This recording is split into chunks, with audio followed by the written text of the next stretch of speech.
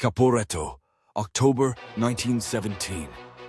The front was quiet enough to hear river water folding over stones, but the quiet hid a problem that had been building for 2 years. Italy had fought 11 brutal battles along the Isonzo and gained almost nothing. Men were exhausted, supplies thin, and confidence stretched.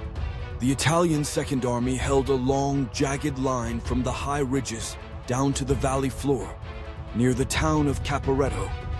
They expected another routine bombardment at dawn, another day of attrition.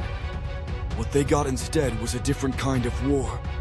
The Italian High Command had reasons to feel secure. On paper, their numbers looked strong.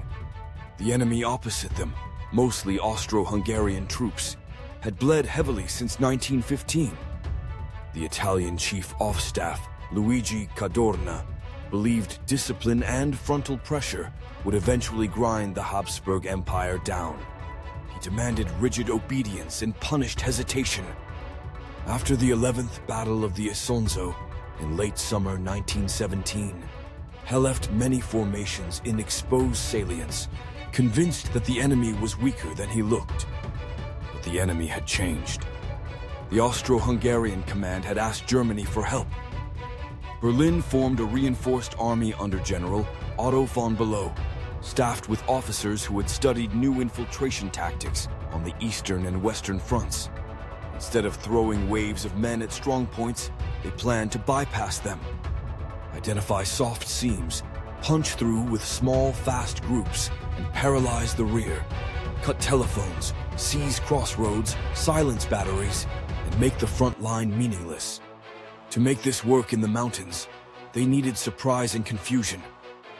Poison gas and smoke would be the opening key. Gas had appeared all over the Great War, but in 1917 the Germans had refined how to use it. Rather than releasing a single dramatic cloud from cylinders, they preferred artillery shells filled with different mixes. Irritant shells forced defenders to cough and tear up, breaking sealed discipline.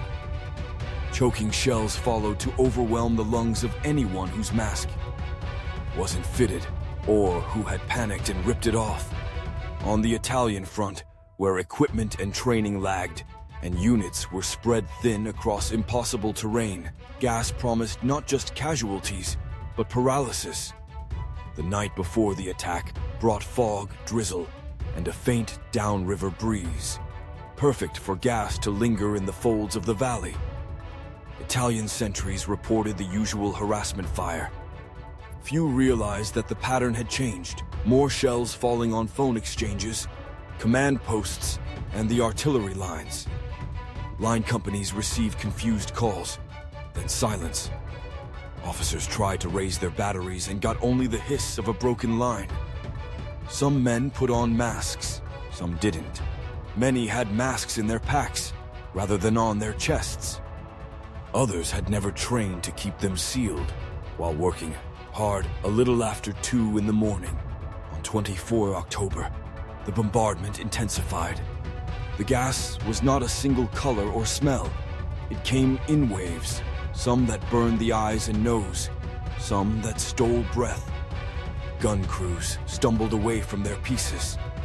Medical posts filled at once.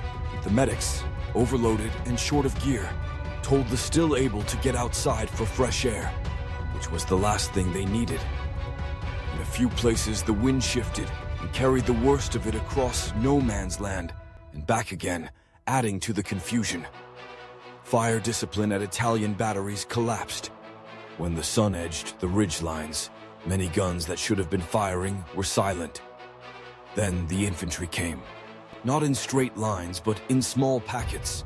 Storm units with wire cutters, light machine guns, mortars, flamethrowers, and engineers carrying explosive charges.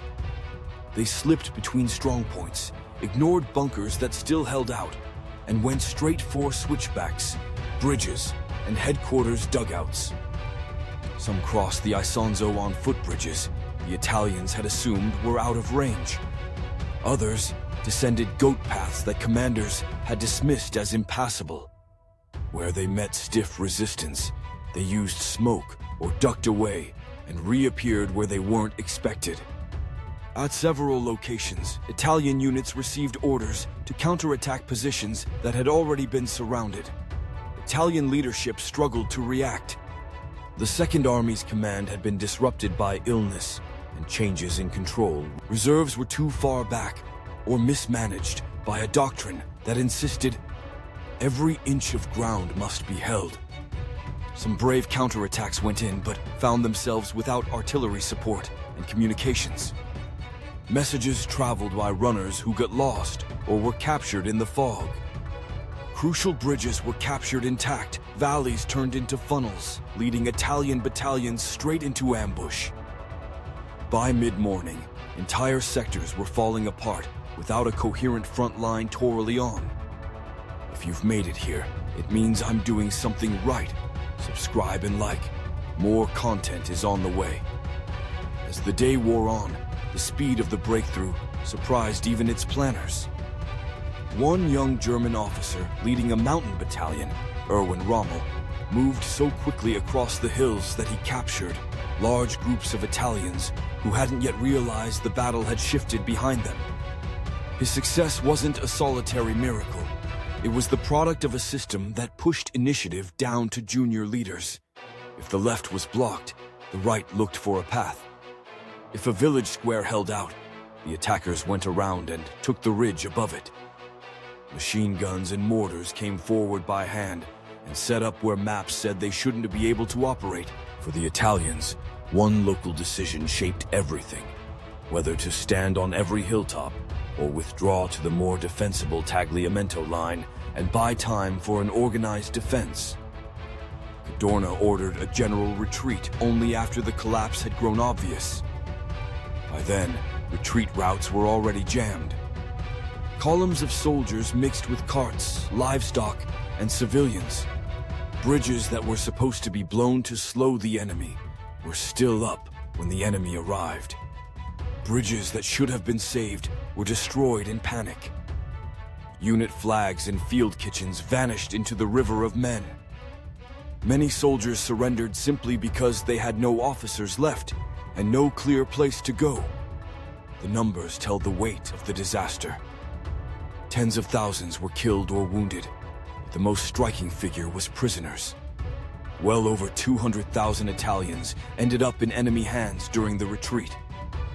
Guns, ammunition, and whole depots were captured. It wasn't a small tactical setback. It was a national shock. Newspapers printed the word Caporetto like an open wound. In Rome, ministers faced a political crisis. Allies in Paris and London rushed divisions south to stabilize the front and demanded changes in Italian command. Yet the story of Caporetto doesn't end in catastrophe. The retreat did not stop until the Italian army reached the line of the Piave River and the heights of Monte Grappa. There, geography narrowed the front, logistics improved, and new leadership made better choices. Cadorna was replaced by Armando Diaz, a calmer commander who loosened the rigid discipline and prioritized rest, rations, and morale. The Allies helped with materiel and with a joint Supreme War Council to coordinate strategy. Over the winter, the Italian army remade itself, absorbing the lessons that the disaster had taught at terrible cost. What exactly were those lessons? The first was that technology without training is half a weapon. Italy had gas masks and some instructions. What it didn't have was habitual practice under stress. Many soldiers treated masks as emergency gear, to be strapped on only after the first coughs, not as something worn preemptively when conditions called for it. When irritant shells struck, instincts betrayed them. This is not a criticism of their courage, only a reminder that courage needs technique. Armies that drilled mask discipline relentlessly suffered fewer losses and kept their guns firing. The second lesson was about communications. Gas shells and infiltrators went after telephone lines and switchboards. When wires went dead, commanders sometimes froze, waiting for the phones to return rather than sending runners immediately or using prearranged visual signals.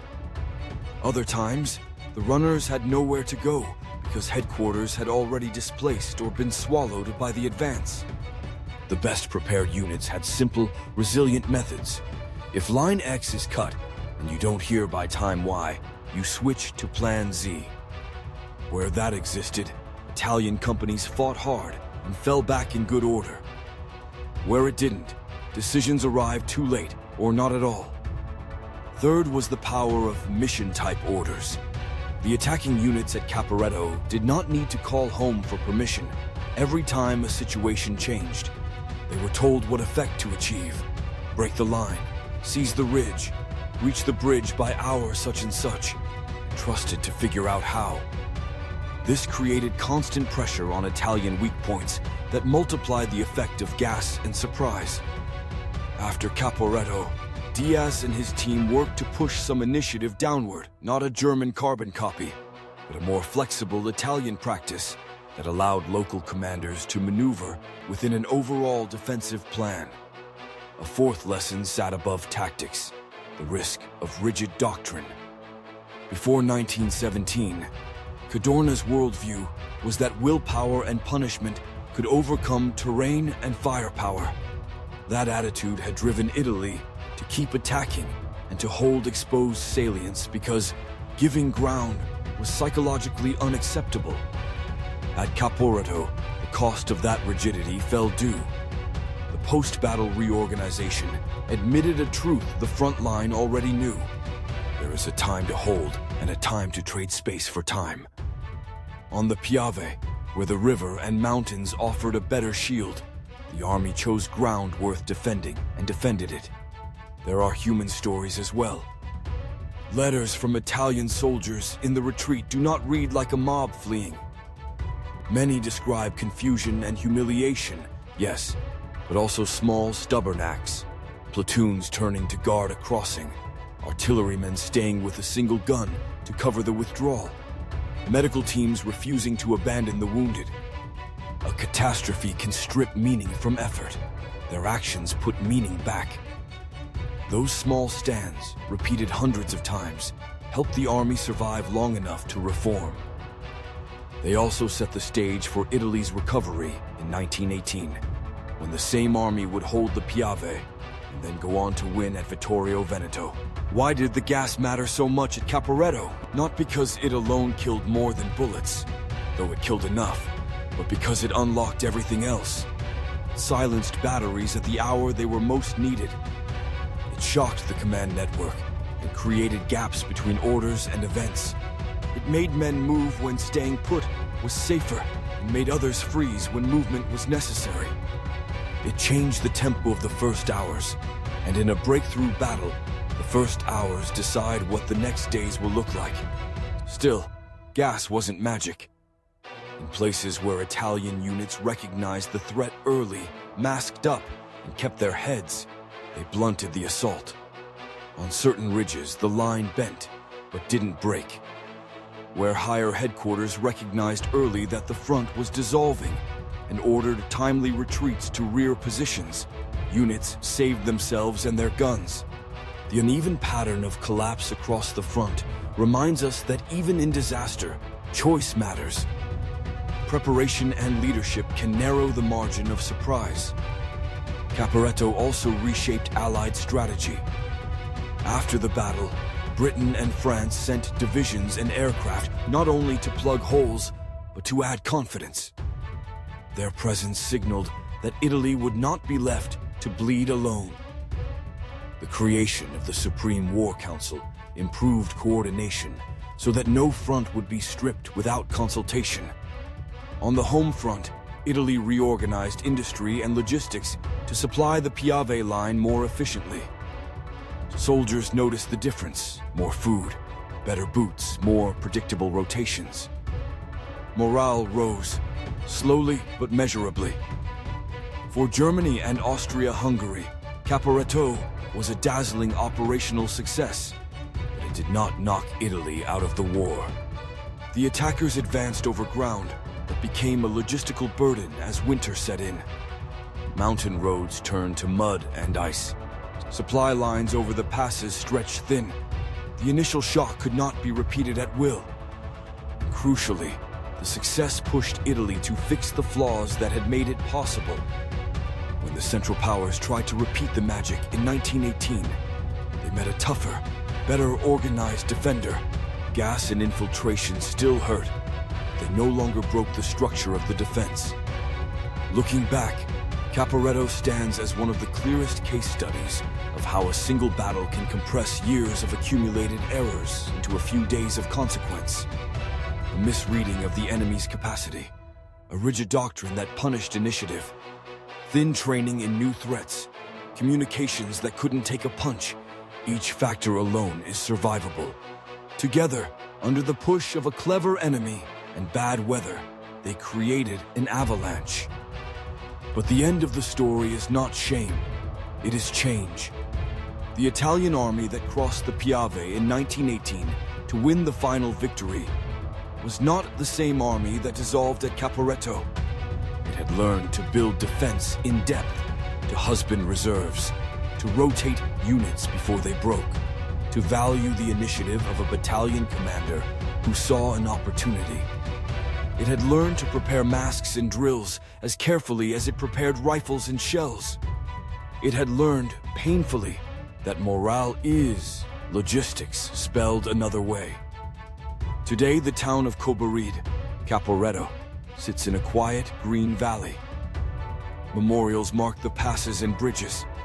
If you walk the old paths at dawn, you can still trace the shape of that day. Where shells fell, where a headquarters dugout once buzzed with phones that went silent, where a column turned the corner and found the bridge already in enemy hands. History reduces events to numbers and lines on a map, but battle is an argument between human beings about what will happen next. At Caporetto in 1917, the argument was decided by surprise, speed, and a cloud no one was ready for. The lesson is not despair. The lesson is preparation, flexibility, and the humility to change before disaster forces you to. If this deep dive helped you see the battle more clearly, stick around.